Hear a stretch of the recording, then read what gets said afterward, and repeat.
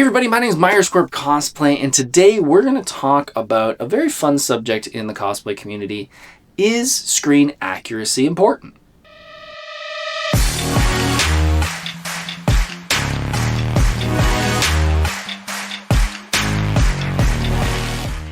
For those who don't know, my name is Myers Corp Cosplay. I'm a cosplayer in the Southern Ontario area. I have been going to conventions for 15 years. I've been cosplaying for over a decade. I've won a couple awards. I've guested at a couple cons.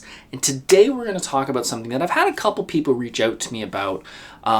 My feelings on screen accuracy when it comes to cosplay. This is something that for a while, and I still think to a degree, has taken over the cosplay community because the availability of reference photos and 3D models of certain characters from the big screen to the TV screen and etc. has become so easy to get that the idea, if you're not doing a exact screen accurate version of a cosplay, the cosplayer may feel like they're not doing the costume justice. So I want to talk about my thoughts on this. So again, let's talk about what screen accuracy is first. Screen accuracy is doing a one-to-one recreation of a cosplay. So that could be if you're watching, Avengers Endgame and you want to do an Iron Man suit that is exactly like the one Robert Downey Jr. is wearing in that movie. If you're wanting to do a Mortal Kombat costume and you're watching the Mortal Kombat movie and you see exactly how the Japanese version of Scorpion has been created and you want to do an exact screen replica of that cosplay. That's basically what screen accuracy is. Now, do I feel this is important? Well, I think it goes down to, like most things, it depends on the cosplayer. There is a pressure when you start cosplaying and throughout your cosplay journey that the pressure to be perfect. And I feel like that is something that a lot of people struggle with. Even I have struggled with it from time to time where I've looked at a cosplay and there are certain points of it where I'm just like, it is not exactly what I wanted. And I've been so frustrated with the cosplay that I've thrown it out. And I feel like that goes to the next degree when you're looking at something that is trying to be screen accurate. If you're trying to be a screen accurate version of a costume, again, we're going to go back to an Iron Man suit. If it is not exactly like that, it is one thing to have that mental picture in your mind of what that costume should look like. But when you do something like that, you almost put that filter in your head for about 15 million people who might see this cosplay, and you think, well, if I see the flaw, they're probably going to see the flaw too. And that just screws with your head if you're not in the right headspace. And with that, there are unfortunately some cosplayers out there who feel like if you're not doing screen accurate versions, or if you're not putting in hours of hand making every little aspect of every single cosplay, then you're not a real cosplayer. And I'm here to tell you that is just no. I don't know how other ways to say it. Cosplaying is just cosplay. Whether you want to buy your cosplay, build your cosplay, steal your cosplay, I don't care. Just wear a costume. I don't care how accurate it is, but it does lead some people to want to feel like they have the perfect cosplay, which leads them into, gatekeeping and feeling like others aren't good enough. And also it puts a lot of pressure on you, which could lead to a lot of cosplay burnout. Now, personally, when it comes to my cosplays, I am not really into as much screen accuracy as you would think.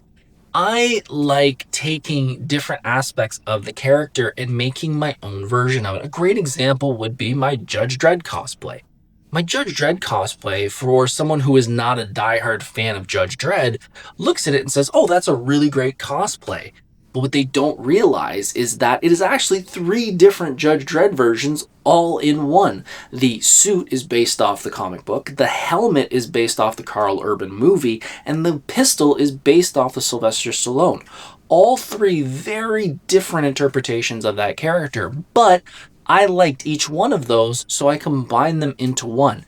Now, did I want to make sure that the helmet was accurate to the movie? 100%. But if it wasn't exactly like it, it was up to my interpretation on that costume. Same with Ghost Rider. I've had a couple different versions of Ghost Rider when it comes to the head with the flames, the shoulders, the wrist gauntlets, and I've just made it my own version of different versions of the character melded into one. And as I said earlier, most people wouldn't even notice if it was entirely screen accurate. You have to remember that as an artist, you're going to be seeing every single flaw in your cosplay. Whether you are making, again, something screen accurate or you have your own ideas, you are going to see every single nick and cranny from every angle because you're building it yourself or buying it yourself, and you're going to see every flaw. I compare this very much to a drum solo. I also like to play drums in my spare time, so I get this idea. We'll use a guitar solo for people out there who aren't musicians. If you go and see your favorite band and the lead guitar player comes out and does this amazing solo, he may have flubbed a note. He may have changed something that normally wouldn't be in that solo. And unless you're a die-hard fan of that artist, you wouldn't notice. You wouldn't have a clue. And you can also notice this if you're a fan of bands that make live albums. If you go see a band live and you see them on stage with all the theatrics and jumping around and all that stuff, and then you listen to a live version of that show, you will hear a ton of different things that have been changed or tweaked or maybe off. But when you're seeing it live in front of you, the spectacle takes precedent over anything that goes through your ears. And the same is to do with cosplay.